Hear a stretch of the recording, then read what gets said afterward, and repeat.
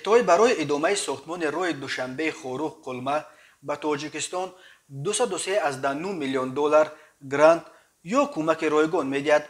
در این باره عظیم ابراهیم وزیر نقلیات تاجیکستان روز 16 ایون در مجلس نمایندگان مجلس پایانی پارلمان خبر داد. عظیم ابراهیم گفت این مبلغ بلاعوض برای بنیاد قطعه قلعه خم ونج سرحد نویه روشن صرف می شود. این قطعه از خرابترین قسمت‌های شاهراهی از نگاه استراتژی برای تاجیکستان و چین مهم دوشنبه خوروغ قلمه به شمار می رود. مالها از خطای به تاجیکستان اساساً توسط امین شاهراه وارد کرده می شوند. عظیم ابراهیم وزیر نقلیات به وکیلان گفت قطعه راه قلمه ونج مرز نویه روشن یکی از منطقه‌های دشوارگذر به حساب رفته نیاز به تعمیر دارد.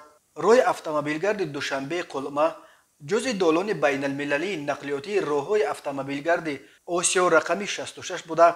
برای تحکیم رابطه‌های نقلیاتی، تجارتی، اقتصادی جمهوری تاجیکستان با چین، قرقیزستان و افغانستان نقش مهم می‌بازد، گفته است وزیر در جلسه پارلمان. اما گرانت چین شرط‌های خود را داشته است.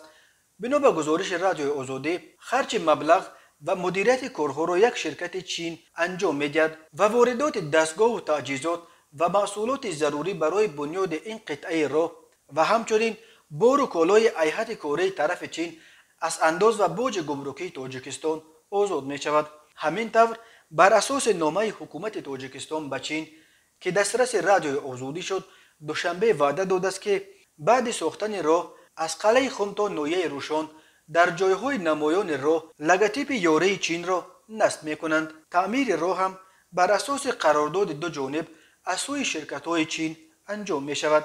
طرف تاجیکستان در اساس شرطنامه ساختمان و جدول لایحه برای انتقال مبلغ درخواست پیشنهاد می کند.